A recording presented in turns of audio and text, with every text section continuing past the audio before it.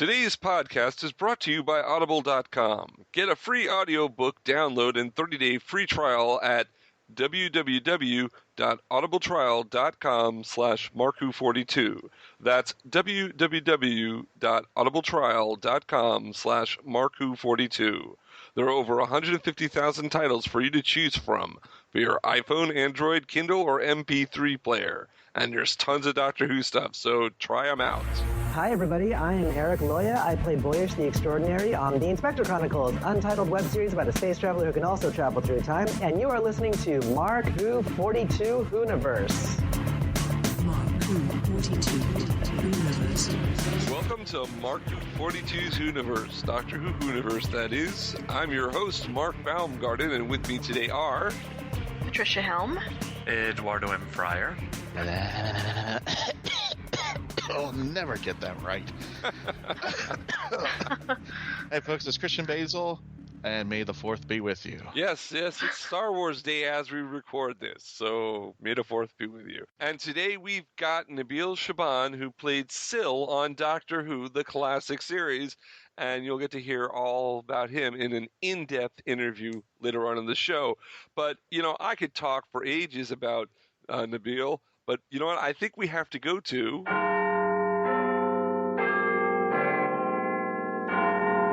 We have to go to Doctor Who News with our Doctor Who correspondent, Patricia Helm. Patricia, can you do the talking instead of the showrunner? I can certainly try. Thank you.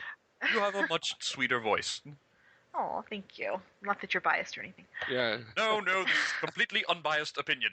Yeah, he's just some guy, you know? I am just some random British person announcing the news. I have no opinion a very about anything shaky whatsoever. British accent, I must say. Let's have the news. So it's been a few weeks since we have recorded a podcast, and we've actually had a whole bunch of birthdays in these last few weeks. Actually, the day after we recorded the last one was Peter Capaldi's 56th birthday. Mm-hmm. Yay! That was on the 14th.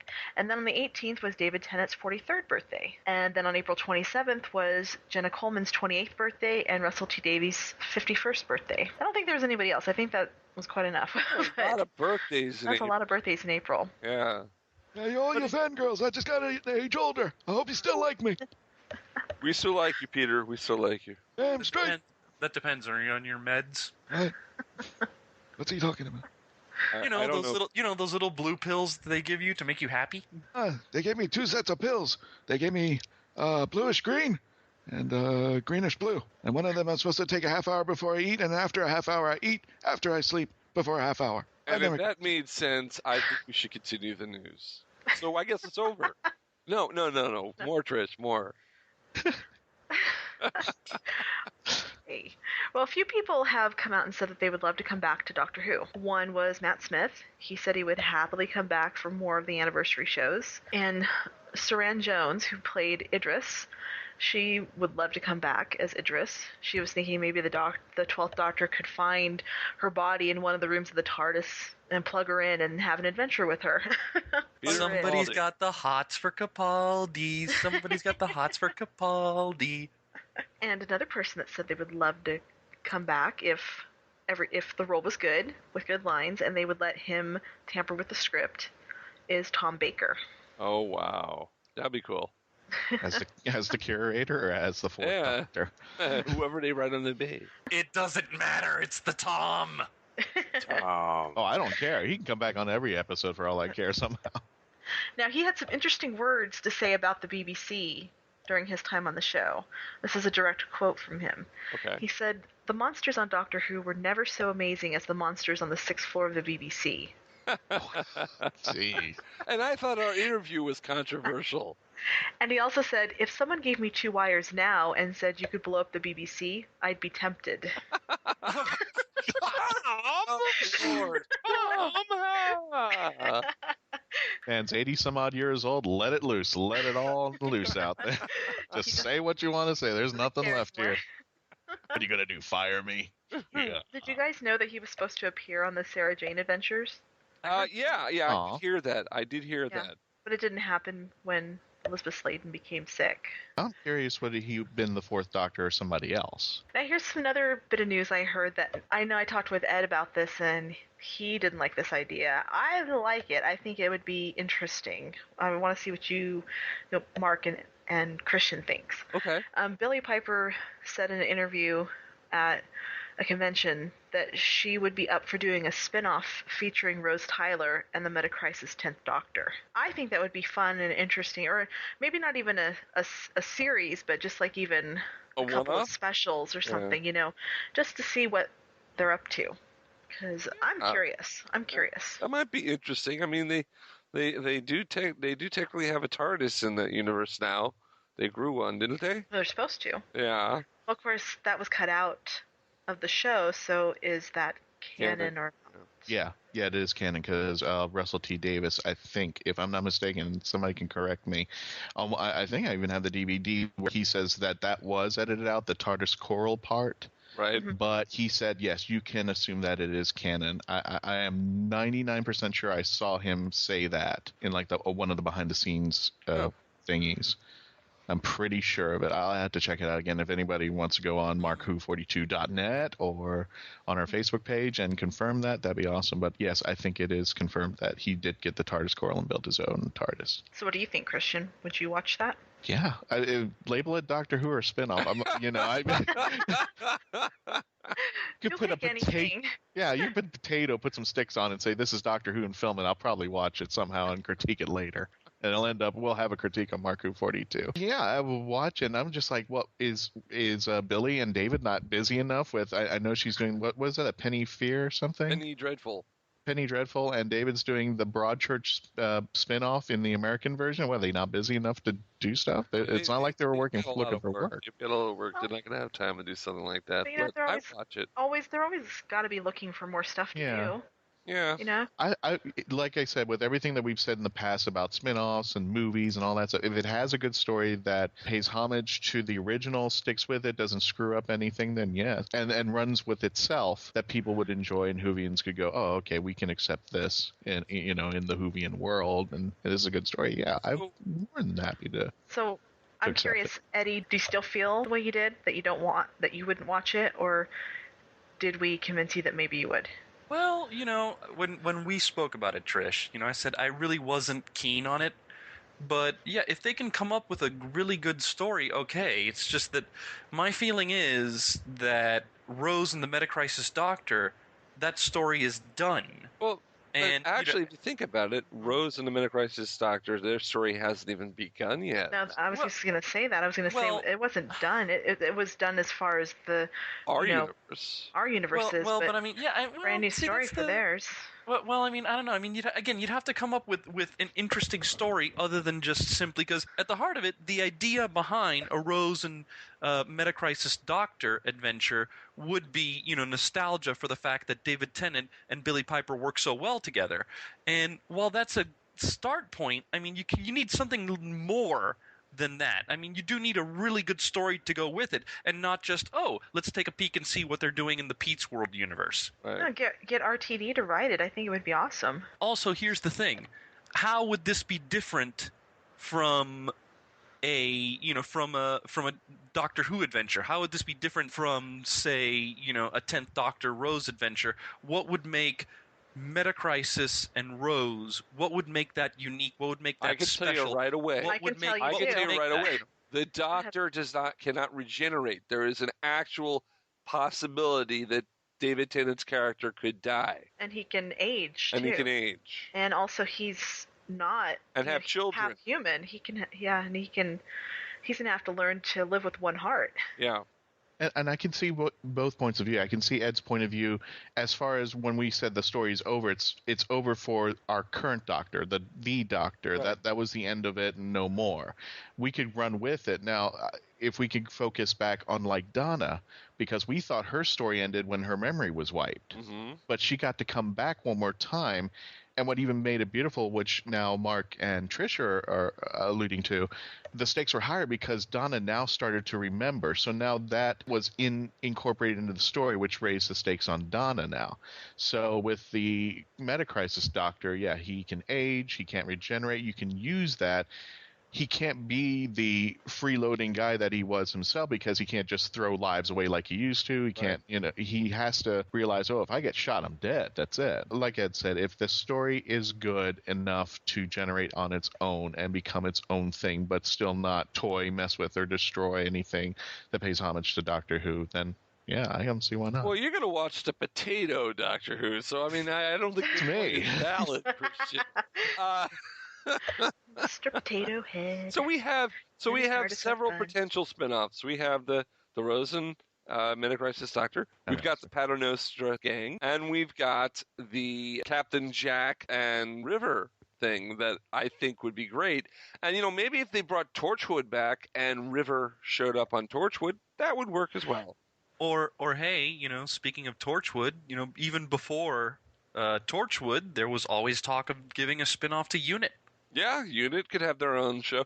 Except Unit, I don't know. Unit, it would be more of a different show than it would have been if they spun it off from the old Unit, the new Unit. I mean, Unit's changed a lot with the Vault, and they're I don't know. They're kind of like Torchwood Light. Well, maybe you could find a way to bring it back to its roots, kind of, sorta. Yeah.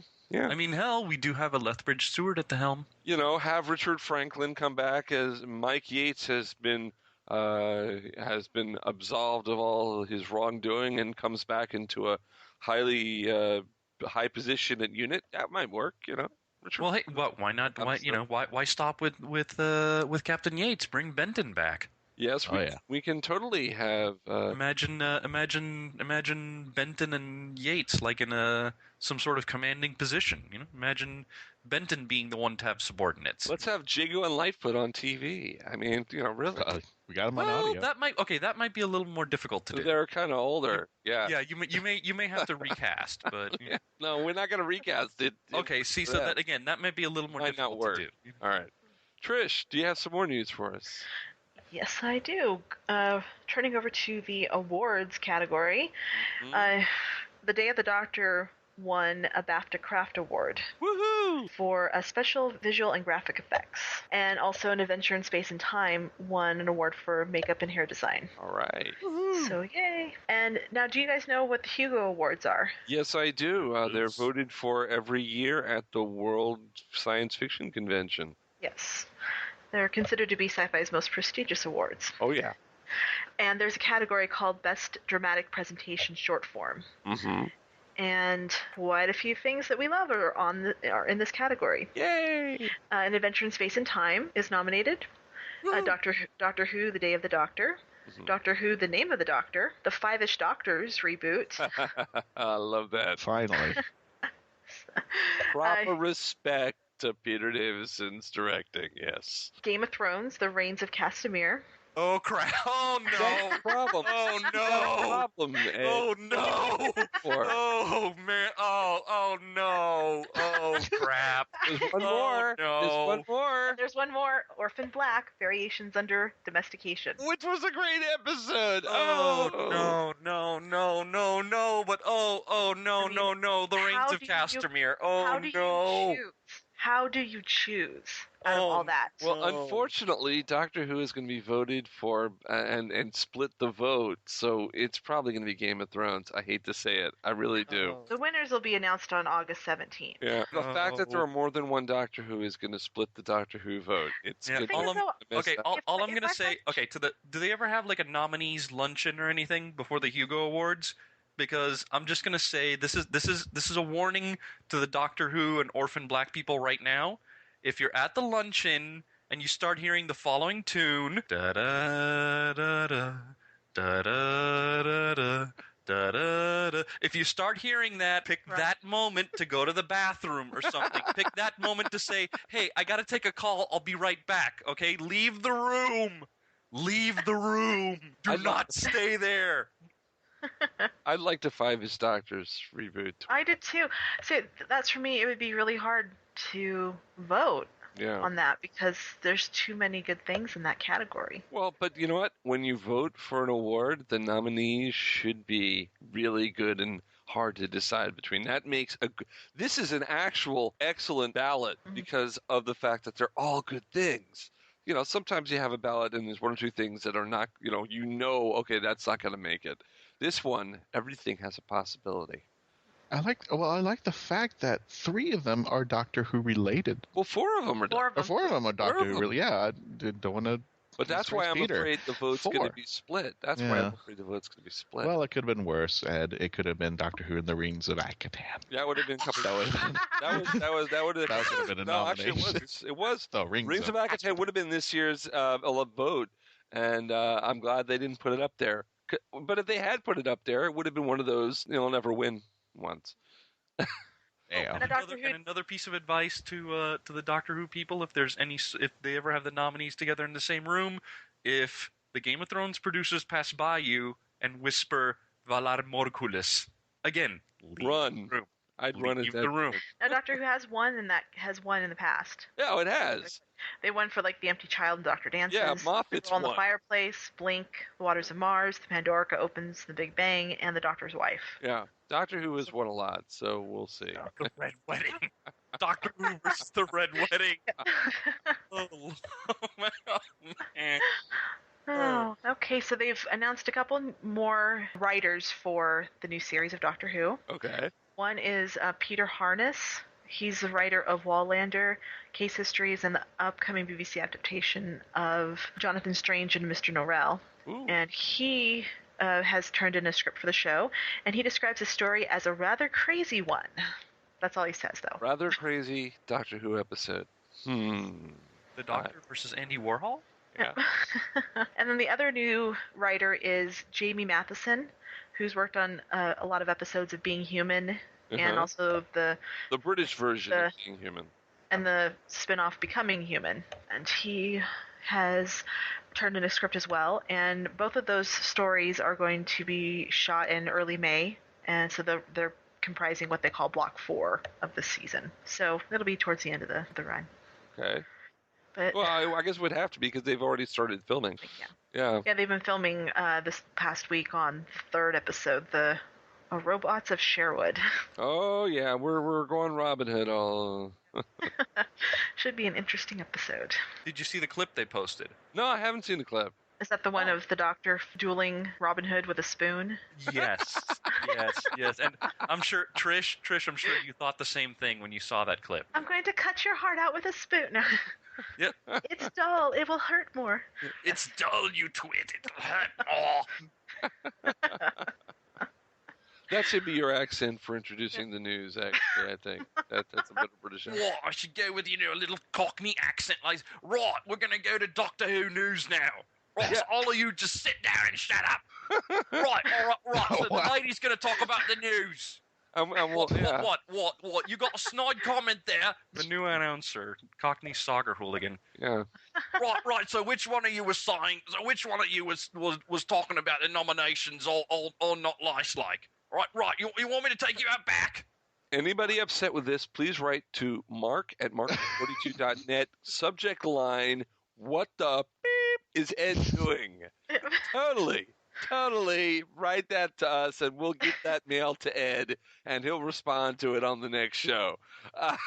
We may need another disclaimer after this, really. I know. Shall we go back to the news? I would love to. Is that what we were doing? No, we were doing sport. That was sport. Now we're going back to news. I thought Ed was doing his impression of 1980s Jocko. Remember that guy? From the Energizer commercials? I got eyes on you. It'll surprise you. New Energizer. Oi. All right, Trish. That's mine. Get your own act. You have your own act. Please, Trish, take over. Our viewers. Okay. Hey, knock it off. I'll put you both in the corner. Thank you. So, in the new issue of Doctor Who magazine, Stephen Moffat explained why, when John Hurt's Doctor, when the War Doctor regenerated, why we didn't see Chris Eccleston's face, why it was cut. He said the main reason was human decency. He said it was one thing to include Eccleston among the other doctors at the end, Right. When they came in to save the day, it wouldn't have been good if they left anybody out. But showing his face there, it could have given the impression that he actually turned up for filming, which he didn't. He said that not taking part in the 50th was a difficult decision for Chris, and he didn't want to not respect his wishes. Doctor Who magazine, I love the magazine, and the new issue has an interview with Andrew Cartmel.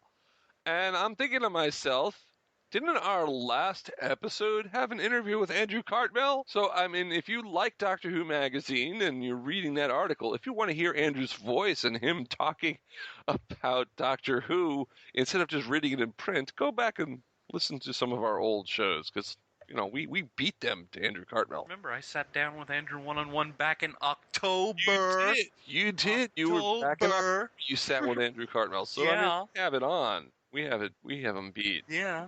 Hey, See, Trish? we had it back in October. Where were you, DWM? Huh? Were you at the Bon Voyage party? Nuh-uh. I was at the Bon Voyage party. Mark was at the Bon Voyage party. I think this is the Ed show. I think Ed Schultz is going to sue us for stealing the title of his show, the Ed show. You were the one who said it. You were the one who called it the Ed show. I have not made any moves to take the show over. It's still Mark Who 42 as far as I'm concerned. You want to give it to me? Okay, fine. No. Okay, thank. It's already an Ed show on one of those channels. Oh, okay, there you go. Did you see on the back cover side it says in the next issue, Nabil Shaban? We beat him again! You know what? I don't think we should give our podcast out for free anymore.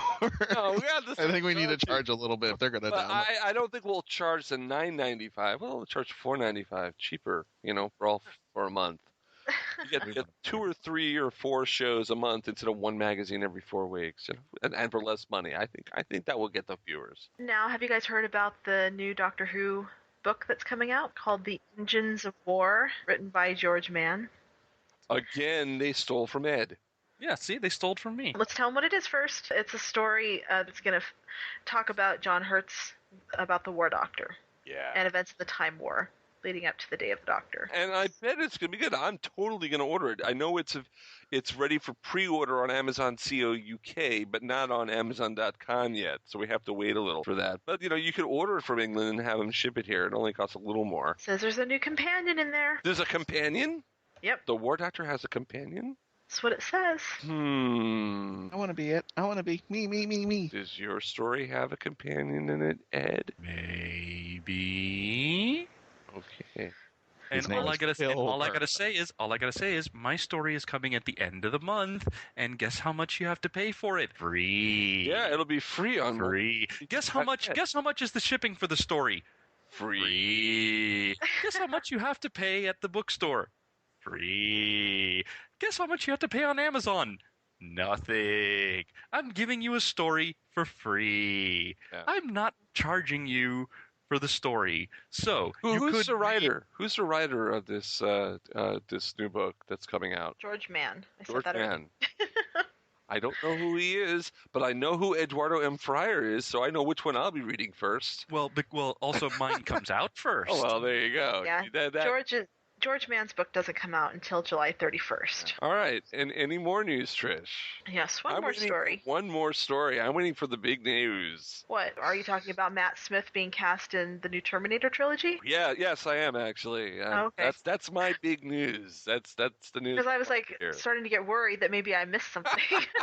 No. Because it's like, okay, this is big news for Matt Smith, but it's not really big news for Doctor Who. Well, no, so. but it's big news. Cool. Well, it's big news for Doctor Who because it's an ex-Doctor getting a part in a major franchise. Yeah, kind of like Sylvester in The Hobbit. Yeah. It says he's going to appear in the first one, but I guess this first role won't be too huge, but it'll grow over the second and third films. Cool. I am psyched. I wasn't psyched about seeing the new Terminator trilogy. Matt Smith being put in it, I have to see it now. See, I wasn't sure I was going to watch it. Mark. Yes. Mark. In addition to Matt Smith, it has Emilia Clarke, a.k.a. Daenerys Targaryen from Game of Thrones. You mean you wouldn't be excited to see Daenerys Targaryen in the Terminator movies, taking over from Linda Hamilton? Really? Really? It's kind of funny that she would play Sarah Connor, and then, what's her name? The one that plays Cersei in Game of Thrones. She played Sarah Connor in the Sarah Connor Chronicles. Now, does this mean in the penultimate scene when Sarah Connor is confronting the Terminator and about to apparently finish him off, does that mean she'll stare at him and go, Dracarys? The dragons. Amelia. He cannot get that right. But Okay. And that's all the news I have for today. If I missed anything, tough. all right. Whoa. Oh, Right, see? She only has a limited amount of time to do the news, so if she misses the story, you're just going to have to wait. Right? You know, she takes time out of her busy schedule to do the news, and you're being ungrateful? Right, I should just smack you around right now. To any of the people who are still listening to our podcast, we've got Nabil Shaban coming on right after these messages, and you're going to love this interview. I love it, and we'll be right back. Not do that. You better practice for Nabil.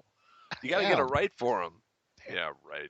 We'll be right back. I'm Colin-Baker, and you are listening to Mark Who 42, The Meaning of Life. The voice of Christian-basel, take one. Hi, I'm Christian-basel, and I would like to provide my voice for all your voiceover needs, such as... Okay, like an announcer. Like a what? Like an announcer. For all your voiceover needs, such as animation, radio, announcements, introductions... Now an old man. I can even record voicemail for all the Meshuggahs that call you. A pirate. Arr, and it won't cost you a lot of treasure for me services. Arr. Creepy movie voice. Just call 407-761-2679. 407-761-2679. Or email voiceofchristian-basel@yahoo.com. Well, how was that? That's a wrap.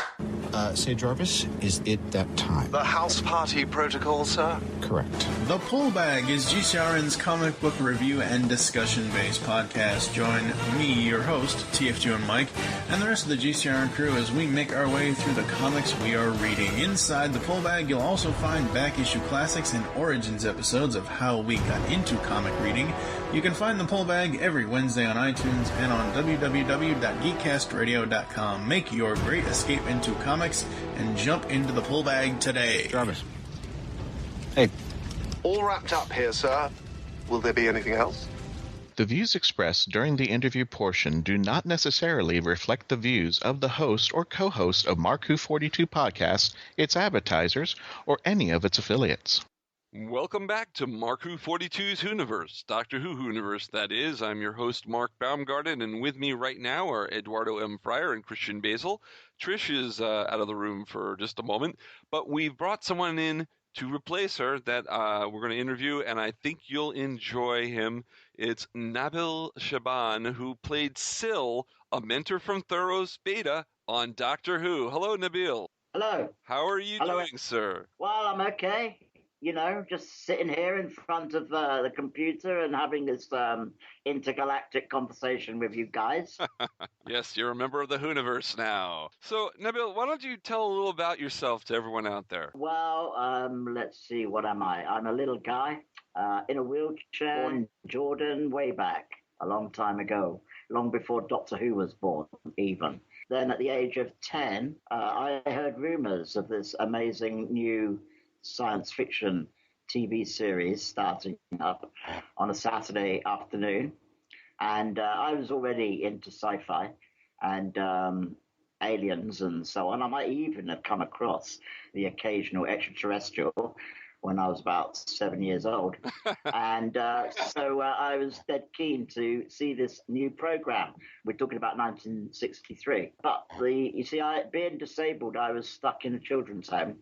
A Methodist one, and they were very strict and vetted, TV programs or music or whatever if they thought they might be inappropriate. And for some strange reason, they seemed to think that Doctor Who might be rather scary and inappropriate for tender little children like us. Oh. And I wasn't allowed to see it when it first began. And but luckily, I got invited with a couple of friends to the local doctor's house. Then at some point during the evening, he says, look, I hope you don't mind, but my son is an absolute fan of a new sci-fi series, and we have to stop everything because we've got to watch it. Well, of course, I thought, whoa, this is it. I'm going to see this program. And my colleague who came from the home as well for tea, of course, he's a very honest chap and felt inclined to tell the doctor that, no, we're not allowed to watch this program. Oh! I don't know what I did. Maybe I threw a cake at him or something. And, so it was never let out. So we were able to watch that particular episode. Of course, I fell in love with it immediately. It was the Daleks. Oh.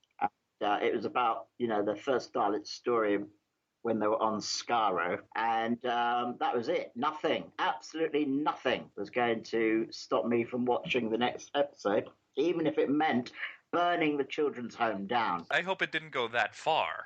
No, actually, they gave in quite easily, partly because I said, if you don't let me watch this, I'm going to tell the doctor.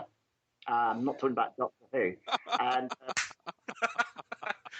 because they valued their reputation so much in the local community, they were afraid that, the local townspeople may get rather upset that us poor little kiddies have been deprived from watching just a children's program. So they bowed down to my blackmail and allowed me and my pals to continue to watch the TV show. That's good. I'm just thinking Austin Powers and go, who throws a cupcake? Honestly. I do, and that is actually the lightest thing that I'm likely to throw. So even before Syl, people were bowing down to you anyway. So you just fit right into the character. Yeah, I tried to make people bow down to me. Yeah, and if they didn't, I'd ram my wheelchair into them. So. Well, it is the art of negotiation. Yes. That, if you do this, but instead of him giving something, it's if you do this, then I won't throw a cupcake or ram you with the wheelchair. I mean, it's business. Yeah, well, I had to do the same thing a few years later because we were in a strict religious institution, and we had the Bible rammed down our throats every day, and we had to go to church about 3 times on a Sunday. And by the time I was about 15, I'd had enough of this. And I said, look, I don't mind going to chapel in the morning and going to Sunday school in the afternoon, but I'm not going to go into town to the boring church that's on there in the evening. I refused to do it. And they said, yes, you are. I said, no, I'm not. Yes, you are. No, I'm not. Yes, you are. No, I'm not. So I said, listen, you make me go and I will start to heckle the preacher. Ooh. I will start shouting out from the congregation, rubbish, and stuff like that. And they looked at me and they thought, And they went to see the person in charge of the home and told me what I'd threatened. And did he think that I'm likely to carry out the threat? And he said, yes, I think he is very likely to. And quite frankly, is it worth it? At least it's not saying he refuses to go to any church. And maybe by his age now, 3 is rather a lot. So let's give in to him on this one occasion. And anyway, we don't want to put him off God entirely, do we?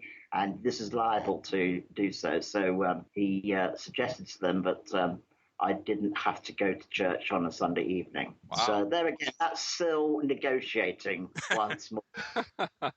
Oh God, you're lucky. I had private school education almost my entire life, and usually it's the opposite. It's no, you're going. It's not even. I could threaten to heckle, and then the threat back is okay, great. We'll have to then do something to your vocal cords.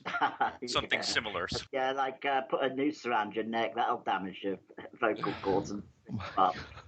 No, probably a gag followed by a visit to the Board of Education. All right. So, Nabil, what made you become an actor? What brought that along? Well, I have a very active imagination. I like to fantasize. I like to be other people. I like to live in other worlds.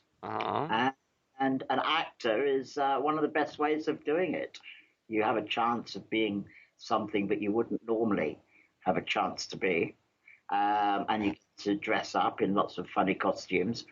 And also, I love period dramas. I'm always mad about things like Robin Hood and King Arthur and, anything, and Richard the Lionheart and so on. And I thought, well, if I'm an actor, there's a good chance I could get to do sword fights.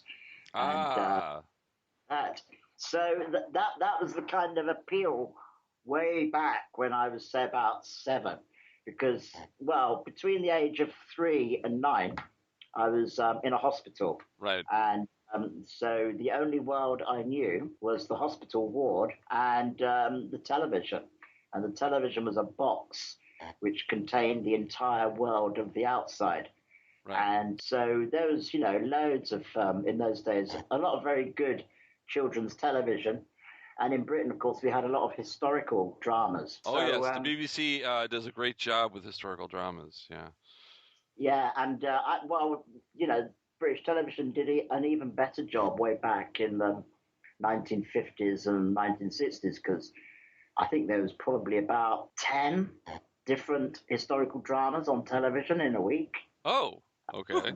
As well as, we had lots of American imports like... the main American import would be westerns in those days. So, you had Rawhide, Wagon Train, Bonanza, of course.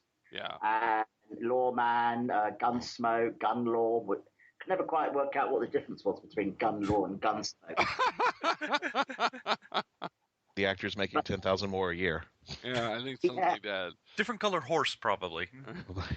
And a hat, probably a different color hat. Yeah, that was about the main American import were westerns in those days. There were a couple of, there was things like Perry Mason, of course. So generally, it was like there was not. I don't think there was a single sci-fi apart from maybe a couple of puppets. So seeing all that on television, I kind of wanted to be part of that experience, because although of course I didn't believe, not in a million years, that I would get the chance to become an actor, is what I wanted to do, and I enjoyed telling stories. I enjoy entertaining. And, me and my pals on the hospital ward, sitting out in our respective beds or cots, would be making up stories and acting them out and having dialogue during the day. And then when I left the hospital and went into the children's home, it was the same thing. We'd be acting out dramas in the playground. And I would be the boss, usually, bossing them about, being the director and writer and usually the lead character as well. With the best part in the dramas that I was creating. So it was completely in my blood, really. But it wasn't just acting. I like the whole process of story making. So I thought, well, I don't think I'll ever be an actor because I've not seen any actors in a wheelchair. Even with Ironside, he wasn't a real cripple. He was, a walking fake who just sat in the wheelchair for the series. So there were no role models, so that I couldn't see. And obviously, if you see a walking actor playing someone in a wheelchair, you realize quite quickly that, they don't want genuine disabled people on television or in the movies or in the theatre. So I thought it was probably unlikely that I'd ever get a job as an actor. And I thought, well, maybe I could be a writer, and I thought, well, if I became a director, then I could, or a producer, if I could earn enough money and fund my own TV or movies, I could say, you don't get the money unless you give me the lead part. So that was the kind of ambitions that I was working towards. I would guess to promote performers with disabilities, you co-founded Graeae. Yeah. Now tell us a little about Graeae Theatre. Well, Graeae Theatre Company was officially established in 1980. And it was the result of a number of disabled people who were all at college with me in Coventry, Warwickshire, round about the middle of the 1970s. And also the lecturer called Richard Tomlinson, who I met as a student when I went to the college where he was teaching. He wasn't actually teaching drama, he was teaching English and history. But he had, a big enthusiasm for theatre, partly because his wife was an actress and her mother was a famous South African actress. So he was well steeped in theatre and knew a lot about plays and so on. So when I arrived at the college in 1973, I discovered that he was running these evening drama workshops. And of course I wanted to go to those. Right. And I got involved in the kind of sketches and little shows that they were doing. And because it was a college for disabled students, his big thing was that we do shows that were relevant to disability. and disabled people's experiences. Right. So we started to develop a particular show, which we called Ready Salted Crips.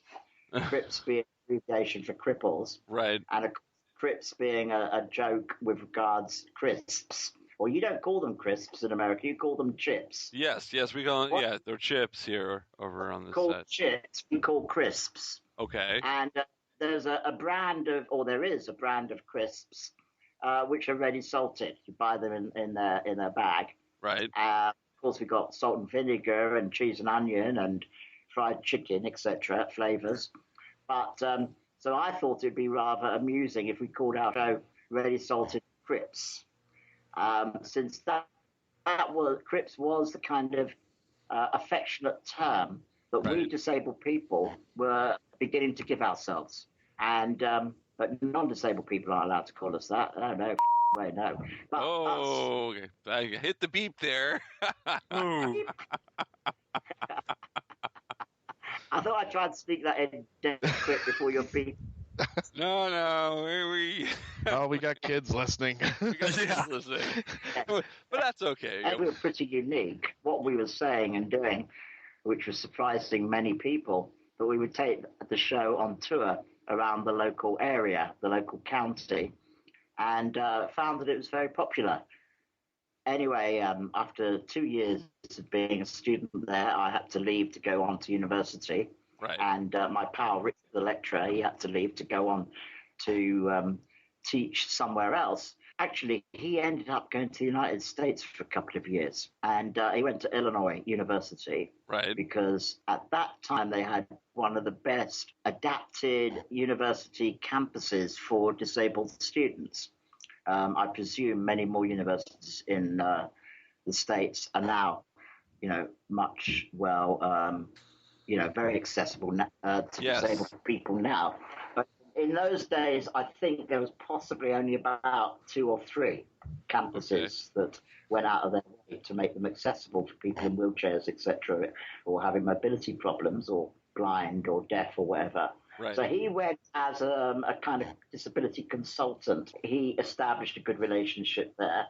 When he got back, I was still doing amateur dramatics with the university students, so building up my experience in that field. And he and I got together and started talking about setting up a theatre company and, for disabled actors. So we thought, okay, let's do that. Then we hatched a plan to try and get it established. And the plan was that he knew that 1981 had been designated by the United Nations to be the International Year of Disabled People, that if we could get our theatre company going by 1980, we would be in demand in 1981, because everyone would be wanting to do something disability-orientated. They wouldn't have a clue what to do, so they'll take the easy option, and if they know about our theatre company, they'll invite us. So we could become world famous in a very quick space of time. So that was the plot. That was our conspiracy. And we decided, right, we must get the theatre company going by 1980. So that meant that we had to start planning it and creating it in 1979. Here I graduated, so I could devote more time to the project. And he then said, in 1980, there's an international conference on disability and rehabilitation going on in Canada. Why don't we try and get ourselves invited to do a show at this conference? We would then be performing to an international audience. And, there may be many people there who will want us to, visit their country, tour their country. And because we knew that we were unique. There was no other theatre company like us in the world at that time. And, we weren't a theatre company at that point. It was just me and Richard talking about it. So he wrote to the organisers of the conference in Canada and told them lies, saying that we were a theatre company, that we had a cast of actors and that we had a script, etc., etc. He wasn't lying. He was acting. Well, that's true. That's right. Well, I mean, you guys were a company. It's 2 people. That's the company. Yeah, and we had some scripts. We did there you go. Exactly. And we had one actor, me. So not a lie. No, it wasn't a lie. Of course it wasn't. And actually, he had already test drove a lot of the script in Illinois with disabled Americans. Oh. And it went down extremely well in Illinois. So we knew that, the material that we had and what we would continue to develop would be very good.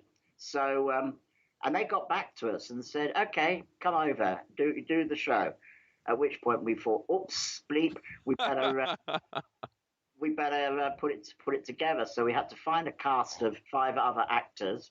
We had to write the script and give ourselves a name, because of my advertising background, because I did work for a while in an advertising agency. I knew that the name of the company would be the most important thing, and it needed to be catchy. We needed to have a good logo. I needed to have some mystery to it. It needed to be a talking point, and so on. So Richard and I, we spent some time talking about what kind of name to give the company. And I suggested, well, we should have something from Greek mythology, because the Greeks were the forefathers of theatre. So we should do something in their honor. Also, the Greek myths contained many kind of strange characters, deformed and disabled and so on. So we should try and name ourselves after such a character. So we toyed with things like Cyclops Theatre Company, which didn't quite work, or Centaur, or Medusa, and so on. And then, having thought of Medusa, I then said, well, what about those 3 sisters who had one eye? And they, I think, were related to the Gorgons. And so Richard went off, and in those days, of course, there wasn't Google or Wikipedia. So, oh, yeah, those old days. Yeah, I remember those old days when we didn't have... You had to go to the library and look things up in books. The Dewey Decimal System. Well, we had to go and visit Noah, in fact, go on and ask if we can use his library. And so he came back with this name of the sisters, and we thought, that's it. That's what we're going to call ourselves. He got in touch with his pals at Illinois University and said, listen, we've got this invite to go to Canada. We'd like to make it a bigger trip. How about us coming to Illinois before we go to Canada and do a tour of Illinois, maybe of other states around America, like Texas and California and so on. So they started, trying to... First of all, Illinois said yes. And the guy at Illinois said he would organize the Illinois tour and make sure that everything was perfect for us. But we weren't successful in getting Texas interested or California.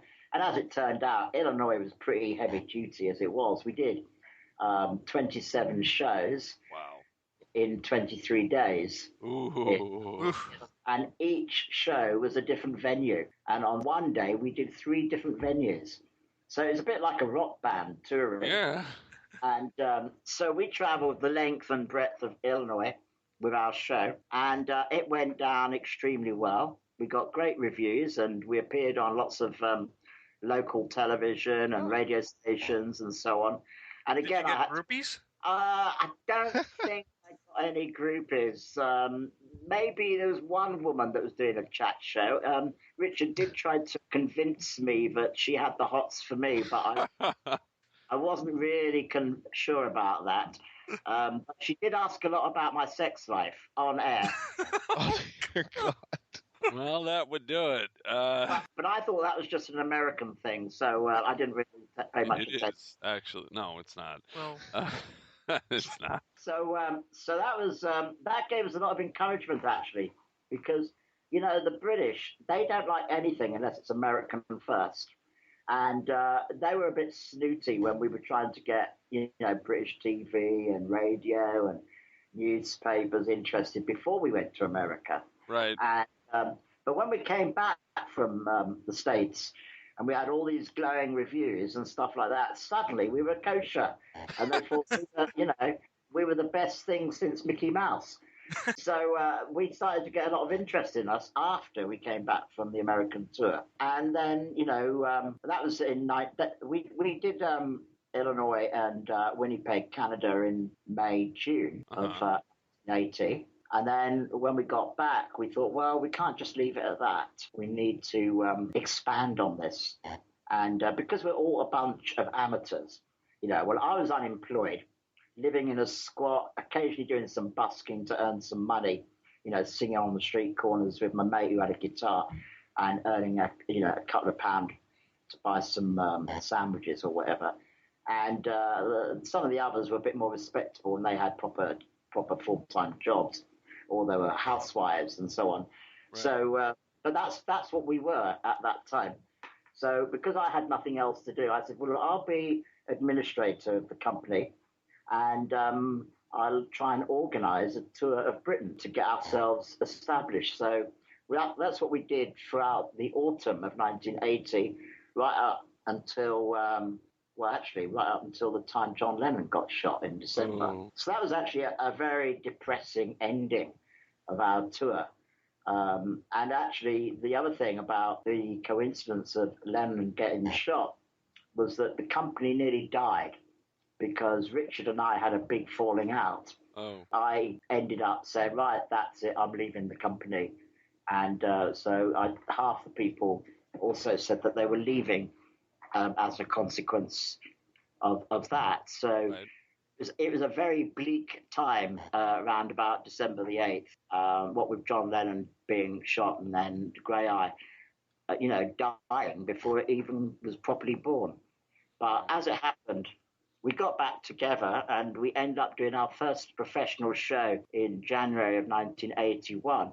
And the media really loved us. And we ended up in all the major newspapers and magazines. We had an hour-long TV documentary on nationwide television on BBC about us. And if it wasn't for that documentary, I wouldn't have been in Doctor Who. And let me pause right there. We're going to take a little break. When we come back, we're going to find out what Nabil means by that. We'll be right back. This is Andrew Cartmel, and it is my master plan to listen to Mark Who 42's Whoniverse, and I'd like you to make it yours too. I, Starscream, have taken over Transformers Prime Time. Call me Lord. No, Starscream, we will not call you Lord, but we will announce that the GCRN is bringing everyone Transformers Prime Time. That's right, before we get into the TFG1 redone, we enter the Prime Universe. Join your hosts, TFG and Mike, Steve Megatron, Optimus Solo, and Pecan Court Michael as they cover all 65 episodes of Transformers Prime, the comics, the toys, and more. We will also have a commentary on Predacons Rising, interviews with writers, voice actors, and more. All in the latest Transformers review podcast from the Geekcast Radio Network. You can find TF Primetime on iTunes and www.geekcastradio.com. And remember, one shall stand and one shall fall. A female He-Man! Oh, this is the worst day of my life! We've told the tales of Eternia, and now we head to a different dimension to explore the myths of Etheria. Join Optimus Solo and TFG and Mike as they continue their Mo2 journey by exploring She-Ra, Princess of Power. 35 podcast episodes covering the entire run of She-Ra, the Christmas special, and more. You can find Myths of Etheria on iTunes and www.geekcastradio.com. For the honor of Grayskull, we all have the power. The views expressed during the interview portion do not necessarily reflect the views of the host or co-host of Mark Who 42 podcast, its advertisers, or any of its affiliates. I'm Mark Baumgarten, and you're listening to Mark Who 42's Whoniverse with Nabil Shaban, who played Syl on Doctor Who. And Syl, you were about to tell, excuse me, not Syl, Nabil.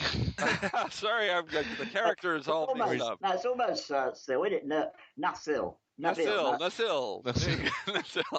Nabil, you were telling us that your nationwide appearance about your theater company, Graeae, was instrumental in getting you the part of Syl. Yeah, it was. It was instrumental in launching me in many ways as an actor, actually. I got about 3, maybe 4 jobs as a consequence of people seeing me in that documentary. Because obviously in the documentary they showed you clips from the stage show that we were doing at the time. It's called Sideshow. And so that documentary went out in, as I said, in January, February of 1981. But Doctor Who, Vengeance-on-Varos, was actually being made in 1984. So I didn't actually see that benefit of doing that documentary until 84. Although there was another film that I did in 1982, which I got because the producer of that movie had seen me in the documentary. And it was a film directed by Stephen Frears called Walter, which starred Ian McKellen. Ooh. So I got a call. By 1982, I did actually have an agent. And I got a call from the agent. I think it was the agent that rang me. They were inquiring as to the possibility of me being in this movie and would I read the book. So I got hold of a copy of the book on which the film was based and read it. And I was like thinking, well, what part could they possibly want me for this? You know, obviously I'm not going to be playing the lead. So there was only one character I thought maybe who's a patient in a mental hospital, a bit of a sex pervert actually. Oh, and okay. Totally. In fact, to sexually abuse, molest poor Ian McKellen in the film. You know, I was a novice actor. I'd never made a movie in my life at that point. And in fact, I'd hardly done any theatre or TV. So that was my first initiation to the world of film, which was actually being thrown in at the deep end in a way. So that was a job that came out of the documentary. And then round about 84, I got a phone call from Graeae. I'd actually left Graeae by then, and they rang me and said, look, the BBC have been hassling us, trying to get hold of you, because there's a part that they want you to be, you know, would you be interested in? And I said, what's that? And they said, Doctor Who. Well, of course, I'm a Doctor Who fan. So I thought, whoa, of course, whatever. I'll be interested in that. And they said, now, the thing is, the part involves you being a monster, a baddie, and they were worried because I had very strong views about disabled people being cast in the role of baddies. And because there is generally in culture and art an equation of, you know, evil and deformity, evil and disability. Shakespeare, Richard III. Exactly. He's a prime example of that kind of sort of misidentification that goes on. But I mean, it's just riddled throughout, and you see it in like the Batman movies as well. You know, you've got the waddling penguin. He's got, you know, what appears to be a sort of walking disability, and of course, most scarred characters are going to be evil. And then you've got, you know, Captain Hook, who hasn't got a hand. You've got Long John Silver, who walks on crutches, and so on. So we are all brainwashed through the media, through fairy stories, into thinking that deformity is the same as being evil. And so they knew that I was a bit touchy, a bit sensitive about that. So they worried that I wouldn't be interested. But they tried to convince me that this character is not going to be portrayed as a disabled character, number one. Right. And secondly, it's not just going to be some kind of monster in a suit with a mask over the face. They'll be seeing your face. And I said, oh, so my face is ugly enough now. You don't need to make a mask. So anyway, they said, but will you come for an interview? I said, yeah, all right. And so I went for the interview, and they gave me the script, and they asked me to read it. And of course, I really liked what I was reading, and I really liked the idea of me playing this part of Syl. And I thought the story was fantastic.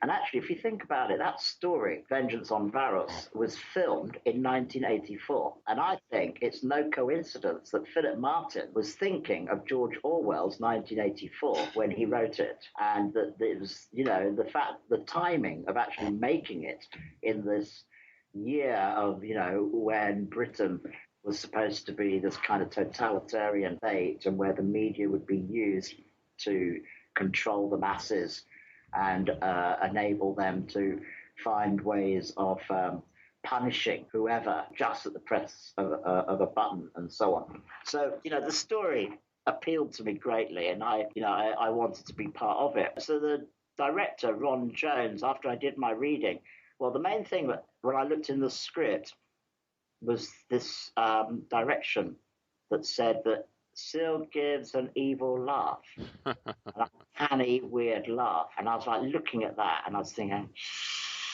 nah, that's the thing, isn't it? That is the key. That's the hook for Syl. That laugh is going to be the most important thing ever. It is a great laugh. And I just knew that if I could get that right, then Syl would go on into history. And but I didn't get it right, obviously, on that rehearsal, on that interview. It was a witch's laugh that I gave, but I knew it was rubbish, and I didn't think that wasn't what I was going to go for. And I had about a week or two in which to develop it before first day of rehearsal. But anyway, Ron, the director, said, okay, I'll put my cards on the table. I want you for the part. And he says, are you interested? And I says, yeah, of course I am. You know, I've been wanting to get in Doctor Who all my life.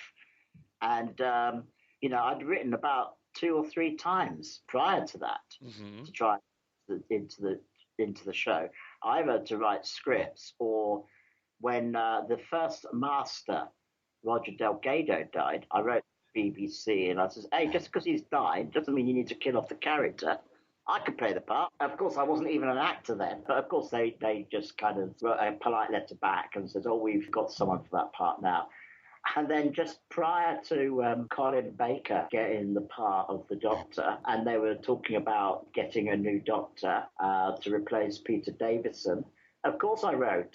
I said, hey, I'll play the Doctor. I'll be brilliant at it. Give me the job.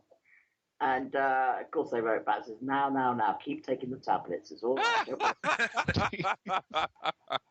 So I didn't get that job at the time. But then, again, I was only just starting out as an actor, so I didn't seriously think that I would, you know, they would be at all interested in me. So, of course, after trying so hard for 20 years to get into Doctor Who, I was hardly going to say no when Ron was going to offer me the part. So I said yes. And then he said, you're going to have to work on that laugh. I says, I know, I will. So off I went with the script and I played around with the script in my head. And one of the first things I did was, who does Syl remind me of? And, you know, I'm a big Lord of the Rings fan. And I'd seen the cartoon film, which was made in the mid-70s, which, of course, I wasn't too impressed with, especially as I'd already made the movie in my head and knew how I was going to cast it and so on. Did Peter Jackson steal it from you?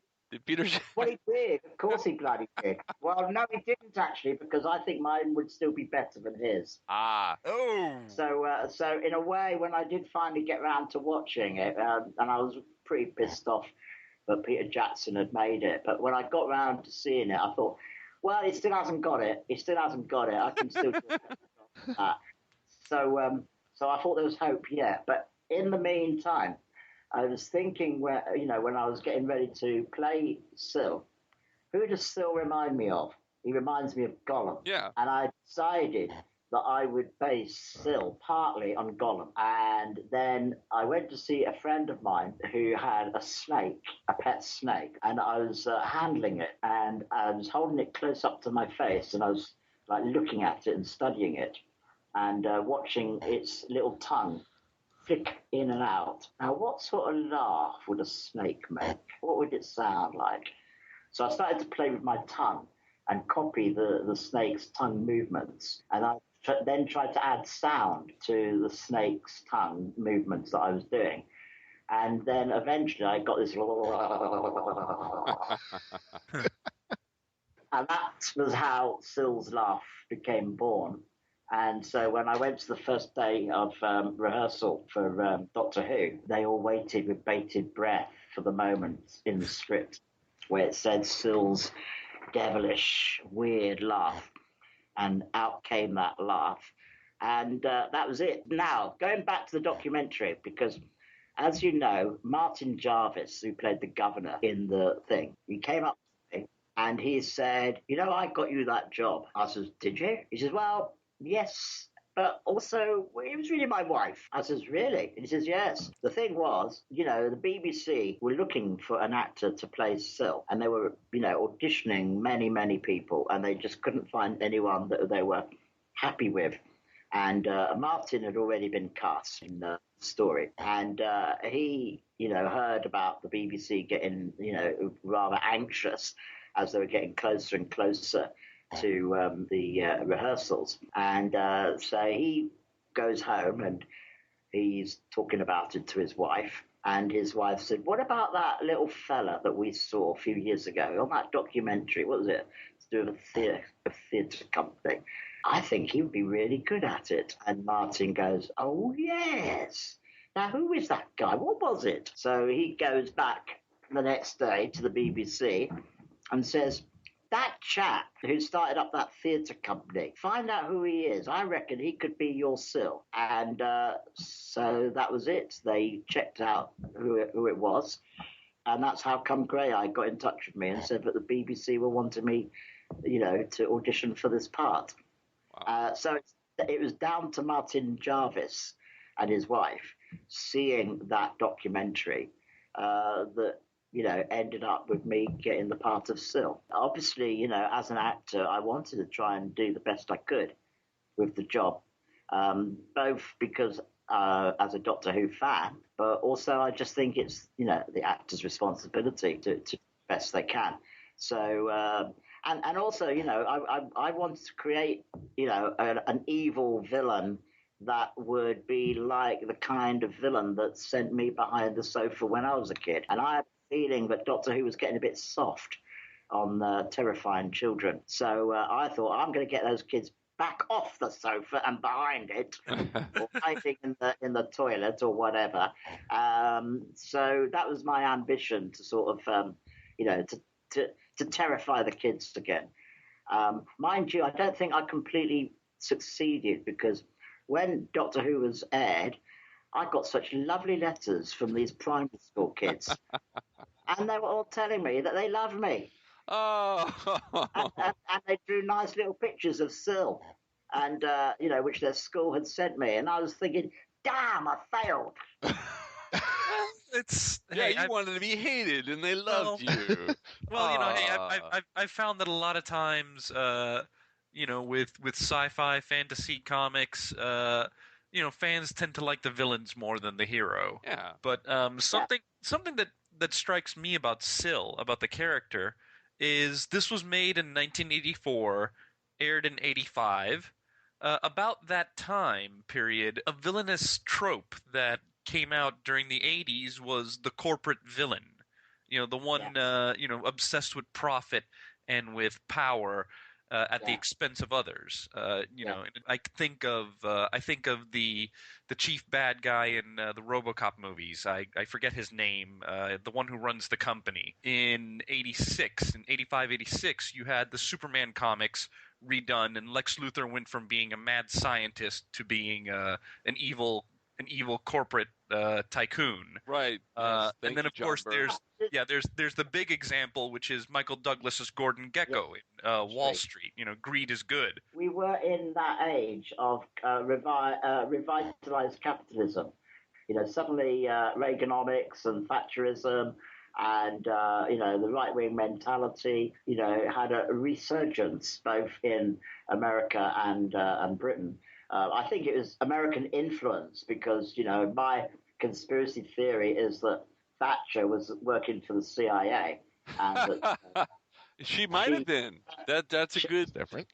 Yeah, so I think that, and we were living in that age where wealth was no longer something to be embarrassed about. It was something to flaunt and show off. And I'd never seen, driving around London, I'd never seen so many Rolls Royces and Porsches and so on. Suddenly, all these geckos were thinking, hey, at last I can get, take the dust cover off all my, fabulously rich motor vehicles. I got 100 of them. And go around driving them and showing off around London and so on. And we saw that all over Britain. And there was a series of posters, advertising posters going on in London, which actually said greed is good, and and borrowing from the Wall Street movie. So we were very much living in that time, and that Syl was a product of the age. And part of the reason why I enjoyed playing him was because, as a socialist myself, I wanted to, throw back at the British people, this image of capitalism gone mad, and and where it can lead to. And actually, I even suspect that maybe part of the reason why the media and especially the government were not happy with Doctor Who and why it was taken off air was because of the political content of Vengeance-on-Varos, and that it was a mirror image of the way Britain was going. So there are obviously lots of different ideas about why Doctor Who was taken off air, but I think it was because that it was becoming political, and I perhaps unfortunately I might have had a hand with the portrayal of Syl.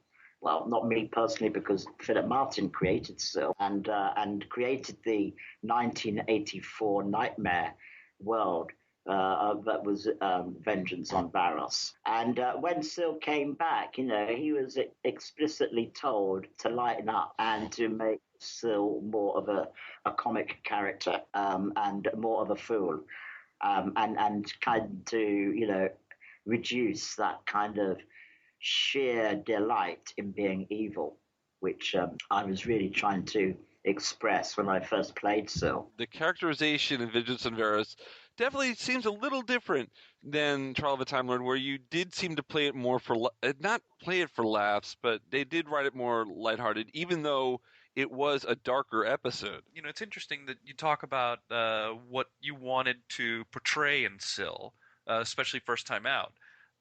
Do you still follow Doctor Who, like with the new stuff, with the newer Doctors? No, I don't. I haven't watched any of New Who. The main reason is because I don't have a telly. I've stopped watching telly. I stopped watching television in 2003. Wow. Got rid of it, and the impetus behind that was a protest at the British media connivance with the Iraq War. They were, I really became disgusted with the BBC at the time, because as far as they were concerned, they wanted to press home Blair's reasoning for invading Iraq and pushing this nonsense story of weapons of mass destruction. And in fact, I was so angry about the unwarranted invasion and attack on Iraq that I had just been awarded by the Labour government £50,000 to make a theatre play. And this play was close to my heart because I'd written it about the disabled Holocaust in Nazi Germany. And, I'd written it in 96, and it was only until about 2002 and 2003 that I finally got the chance to make the play happen, and the Labour government gave me £50,000 to do it. But then, when we invaded Iraq in March 2003, I was really angry about that and said, I don't want any of your blood money. I'm giving you back. And so I went off to Downing Street to hand back the cheque. So as a consequence, I did appear, or rather I was on a very kind of minority BBC radio programme, which was for the Asian community. And where I had a chance to talk about my reasons behind, giving the money back. And I got very annoyed because with the host of the radio program, because she kept insisting that the invasion was totally justified, that Blair had found out via the Americans that there was weapons of mass destruction, blah, blah, blah. And I said, what utter rubbish. That is utter rubbish. There's only one reason for invading Iraq, and that's America and Britain wants Iraqi oil. That's the only reason. And the whole thing is just cooked up for that. And I said, and I'm ashamed and disgusted with you at the BBC for continually pushing this. You're nothing but a propaganda machine, blah, blah, blah, blah. I was having a right old rant. She got really angry with me. And the program was live because, generally, I'm not going to sort of waste my time having a good old rant like that unless I know it's live. If I do it when it's recorded, it'll just be cut out or whatever. But if I know, and it's happened quite a few times, although I don't get invited to live shows anymore. In the past, before they, saw the light, I did get invited, and then it was very dodgy because then I knew that I might get away with saying what I want to say. So that happened on that occasion, and she threatened to throw me out of the studio. Wow. For accusing them of being, nothing but a propaganda mouthpiece of the government. So I was so annoyed with the whole of British media for going along with it. But I said, right, that's it. I'm not watching any more television. And anyway, as it happened, I felt by 2003, most of British television was rubbish. It degenerated into kind of, reality TV, and it's mediocre, blah, blah, blah. And I used to get, the TV listings every week. And I would religiously, at the beginning of the week, go through the listings and tick off programs that I wanted to definitely watch. And I was noticing that over a 5-year period, that I was ticking off less and less.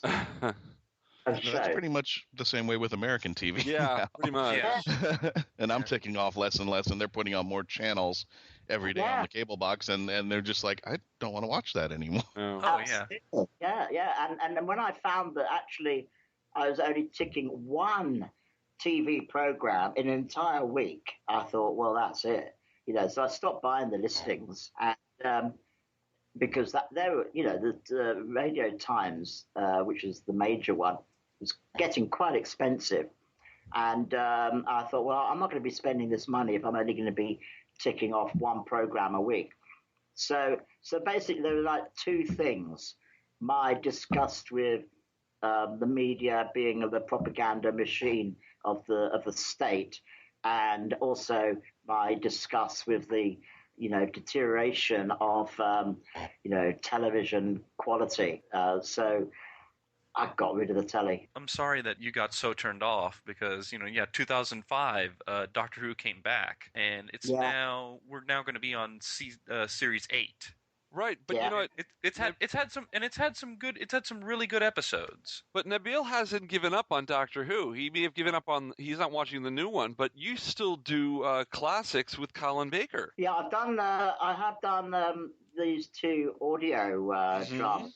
Actually, I wouldn't refuse if Stephen Moffat was to ask me to come back on the TV and play Syl. I would never refuse. Oh, I would love that. Well, that's actually what I was building up to because we just spoke about how Syl was a product of his time back in the 80s.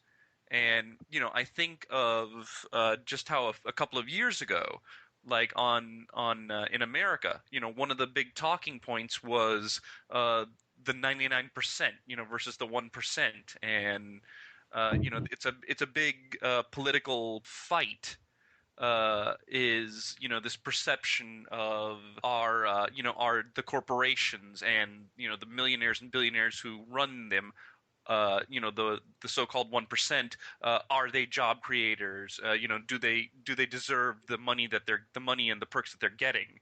And I think about that, and I think wouldn't it be interesting to bring Syl back in this environment? And how would a story featuring that character, how would that play off all these feelings? Well, I think Syl is always with us, and, he's definitely, Philip Martin, especially with the last story that I did, Antidote-to-Oblivion, I mean, he did bring it quite up to date. And really, I guess from what he's saying and what I feel, and obviously from what you're just saying, nothing has actually changed. And we are still in that situation where, money is the most important thing, more important than people and the environment, and that this money must be concentrated and monopolized by, a very small minority, and that it's a myth that this minority, in the 80s, Reagan and co talk about trickle-down economics, which actually is proved absolute rubbish. The wealth that we allow, the minority to, gather for themselves doesn't trickle down. They keep it. They hold on to it, and you get movie stars who give islands worth $12 million to their girlfriend. That money is not, I could make 12 films with that money. I could make maybe 24 movies with, $12 million and give so many more people, employment, so many actors and, crew and so on.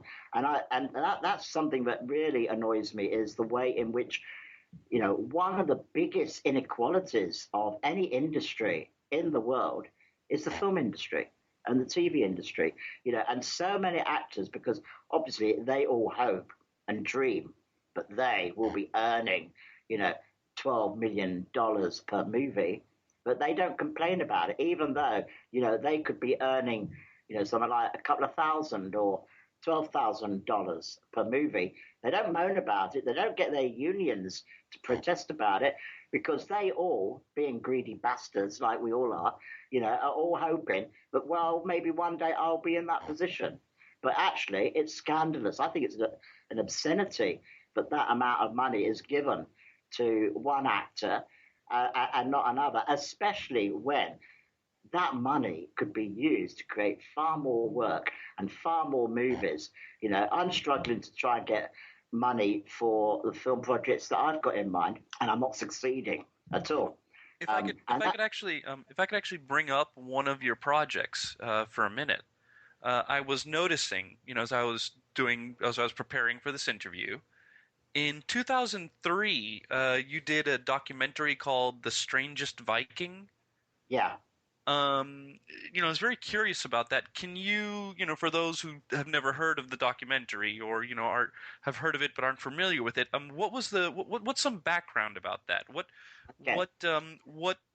made you want to make this? The main reason, well, first of all, as an actor, and we go back to, when you asked me why did I want to become an actor, and the reason is that, I want to dress up and I want to be in adventure movies and, do sword fights in theatre, etc., etc. And so as a disabled actor, I would still like to be playing, some disabled character in, because I'm realistic, because I don't think I can, like play Arthur or Robin Hood in a wheelchair. And but what I would like to do is find a disabled character in history who I could play without having to compromise the credibility of that character, especially in movies. You can get away with it in theatre. And, so I have played historical characters on the stage, but I don't think you can get away with it in the movies. So I needed to find someone I could play which would satisfy my love of doing historical dramas. And I came across some medical researchers back in the late 90s who knew about my disability, which is osteogenesis imperfecta, or brittle bones. And they said, there are some characters you could play. And they rattled off a few, like Toulouse-Lautrec. He is said to have had brittle bones. And I thought, I like the sound of that. Yeah, I wouldn't mind playing him. And then they said, Attila the Hun. They think he had brittle bones. Well, I looked into that, and he didn't. But he was a dwarf. And again, you've never seen a movie where a dwarf plays Attila the Hun. Although, of course, now with CGI and Hollywood's tendency to shrink actors and turn them into dwarves instead of employing real dwarves to play those parts, I could quite easily see that they'll get Johnny Depp and shrink him and have him play Attila the Hun. or Brad Pitt. So I was like, and then they mentioned that there was this Viking called Eivor the Boneless, and they said he was a Danish prince or something. They didn't really have proper details about it, and I thought, oh, that sounds really interesting. And they said he was carried into battle on a shield because he couldn't walk. So I dug around. I went to the library, and we did a search for the name Eivor the Boneless, and it didn't come up. But then what we did find was Ivar the Boneless. So that was the beginning of my search into this character. And after a while, when I'd gathered as much information I could, I thought, right, I need to write a film script for me to play Ivar. So I want to play this character. And so I thought I'd write a film script. But then I was thinking, nah, if I write a film script, it gets stolen. I'll send it off to producers or whatever, and they'll pretend they never got the script, because that's typical of what happens in this business. They'll claim that they never read it or they never got it or whatever, and they don't read scripts and they don't like unsolicited material. And then the next thing you know, they've gone and made it. It's if you're a small guy, you haven't got a hope of suing them for stealing it. So I was thinking, if I write a script, it'll get nicked. And not only that, they won't cast me in that role. So I thought, well, the next thing I should do then is just write a novel. Then that'll go out in my name if it gets published. And then they will have to acknowledge it, and then they'll have to negotiate with me with regards to the film script.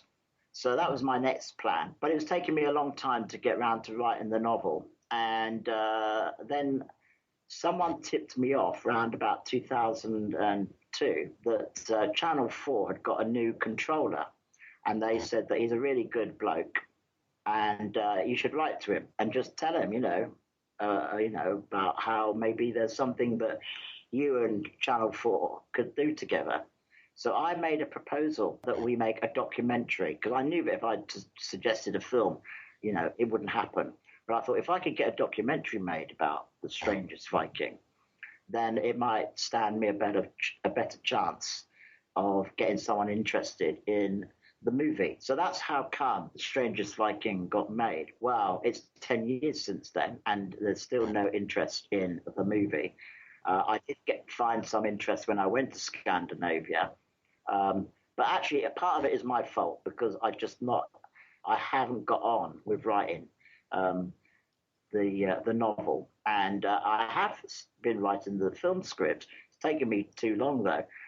In fact, I've nearly got 400 pages of the film script, and my hope is that over Easter I will get down and try and finish the first draft. And I think the first thing I'll do, because one of the great things about what's happened in this day and age is the internet, because like YouTube has enabled me to get out a lot of my kind of creative frustrations, and just make any old rubbish and stick it out there for anyone to see if they fancy it. And the second thing is Kindle. I've been able to publish about 8 things on Kindle. They don't look at anything that you send them. They just publish any old garbage, and I've managed to publish 8 bits of garbage onto Kindle. And so I thought, well, when I got my Ivar the Boneless finished, the script, I'll stick it out on Kindle. And you never know, some producer might come across it and think, yeah, let's make a movie of it. I will at the same time be, hustling people and trying to see if I can find a producer. But I think, well, that's great. At least I can get my version, my vision of Ivar, from a disabled person's point of view. And so that's it. That's the story of The Strangest Viking so far. Well, Nabil, we're wrapping it up, but I have to make a confession. You didn't fail. When I was a kid watching Syl for the very first time in both Vengeance-on-Varos and the Trial-of-a-Timelord Mindwarp, yeah, you put me behind the couch. In fact, what's that? Are you still behind the couch? I think I am. I kind of moved up in front because it's much more comfortable than it is He's in the back corner. Yeah, we have to put him in the corner, but it's not because he's scared. It's because, well, he misbehaves. And in fact, on my kid bucket list, you have influenced me because I wanted to get that laugh down my entire life. Okay, now here's your big chance. Okay, so I'm doing this for the master in your honor, Nabil. Here we go. That's me out of a job. That's it. All right. No, I don't want it out of a job. No, you are the master at this. You know, you could talk to Stephen Moffat, bring Syl back if you want. Christian can play, I don't know, Syl's kid brother. No, he could be another mentor. Yeah, he could be. You know, he could be Syl's apprentice, learning the tools of the trade. You know. Yeah, well, you've got to get the laugh right, and you're almost there then. Yeah, great. Almost, Christian. I have to watch a few more episodes again. There you go. But I do have to say, following up on Christian's, I will admit I saw Vengeance-on-Varos and Mindwarp a little older in life. I didn't catch them when they first aired, but even though I was older, Syl even scared me. You know, especially because, you know, just the way the character was, you know, someone who was obsessed with profit and really didn't care about, you know, who was suffering because of it, you know, who was very much bottom line, you know. So, yeah. You know, it scared me. It scared me in probably a different way. You know, it wasn't the evil, you know, it was the evil laugh because, you know, he's like, oh, you know, oh, I just made how much? And we only had to kill this many people. Oh, okay. Well, it's a good day. That's right. Yeah, that's right. Yeah. Well, if I could get to speak to Stephen Moffat, I would, but I don't think. Well, he never answers to my letters or whatever. So, I mean, it's possible that, you know, Philip Martin may not want anyone else to write scripts about Syl, and I can understand that. If I was the you know, the writer that created Syl, I certainly wouldn't want anyone else to be writing it. And it may be that Stephen Moffat, you know, he wants to write all the Doctor Who stories or his pals. And if you're not part of the Stephen Moffat writing club, then, you know, you probably don't get the chance to sort of do any of the Doctor Who writing at the moment. So that might be the reason why, you know, there's never been any kind of interest shown from the BBC in me, you know, coming back as Syl. On the other hand, it might be because of all the bad things that I said about the BBC way back when, you know, Britain invaded Iraq. It could be political because I have been told before that, you know, I am or have been blacklisted because of my political views. Well, you're definitely not blacklisted here at Mark Who 42's universe. Nabil, before we say goodbye to you, because we've got to go, do you have anything you want to promote or any upcoming projects? Oh, I've got hundreds of things I want to promote. Go for it. You know, I want to promote my movie. Well, you can buy the book, you see, either on Kindle or hard in paperback. And that's the play about the disabled Holocaust in Nazi Germany, the first to go. I published a book a couple of years ago called Diary of the Absurd.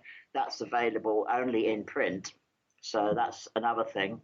And well, as I say, I've got loads of stuff. I mean, I suppose you could try and find me on Amazon and discover all the different things that I've got written, which are available, you know, in. Well, I'm definitely going to check my Kindle directory and get some of your books there. Again, one of the most recent things that I published on Kindle was my take on UFOs and ETs. Oh. So that might be of interest to you, given you know, your interest in sci-fi and so on. So that's available on Kindle. You've also written The Ripper Code. Oh, that's right. Yeah, a novel. About Jack the Ripper, or about a Jack the Ripper copycat. And that's both available on Kindle as an ebook and also as a print book. I will definitely. That's a book I'm definitely going for. If it helps you, Nabil, I will actually personally, if I ever see Stephen Moffat in my entire lifetime, somewhere along the way, if I come across him, I will personally say to him, please hire Nabil back into Doctor Who as Syl and then throw cake at him. right there. And Great. Yes. Well, brilliant. Christian will throw the cake, and then I'll be the negotiator, and I'll be like, Steven, really, please bring Nabil back, bring Sil back. I'll be, he's wiping off the icing. I'll be the soft touch. Christian will be the one throwing the cake, and like, why don't you bring him back? Soft touch. Yeah. The cake is the soft touch. I'll be the negotiator. I'll be the You'll Steven. be the good guy. Yeah, you'll be the good guy. Be the bad guy. I'll be good cop to Christian's bad cop. Good cop, bad cop. There we go. And on that note, thank you very much, Nabil, for coming on our show. Well, thank you for inviting me. I've enjoyed myself. I'm glad. Wow, that was a really great interview. Trish, what do you think of that interview? You weren't here for that. Very interesting. Yeah, we got to the soul of Nabil. I mean, we learned a lot about his views and stuff. I thought it was very interesting. Christian, what do you think? I learned a lot and more than I was expecting. So hey, but that's what you get at Mark Who 42. More than you're expecting. That's. Shouldn't there have been a jingle after that? Little triangle played at the end. More than you're expecting. Yeah. Oh no. We got to end the show on that note. Really? Actually, no. We got to end the. Given that today is May 4th, I think what we have to end the show on is something Mark Who, something TARDIS. Something timey-wimey. Yeah, we will end it on that, but let me just remind you, go to markwho42.net, join the Whoniverse Army. You'll be able to comment on our podcast, and we have another review from the Ginger Gallifreyan will be up this week reviewing The Crooked Man from the Big Finish 4th Doctor Adventures.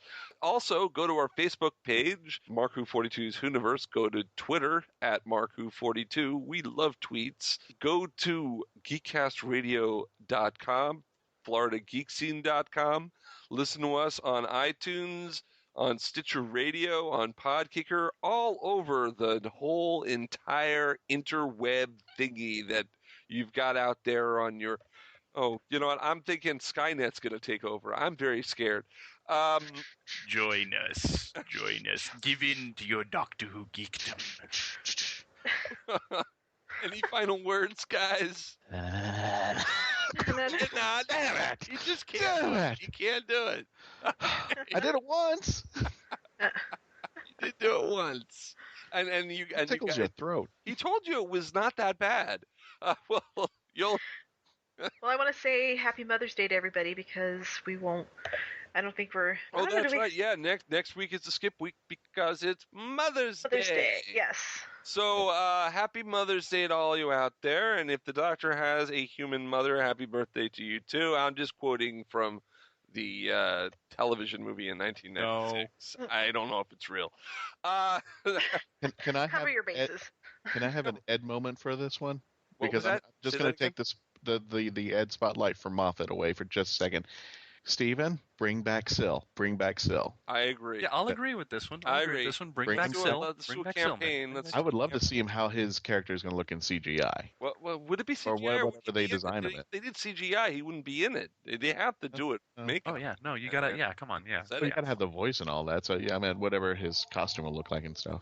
So, what his look would look like in New Who. Yeah. So, you'll listen to us next time.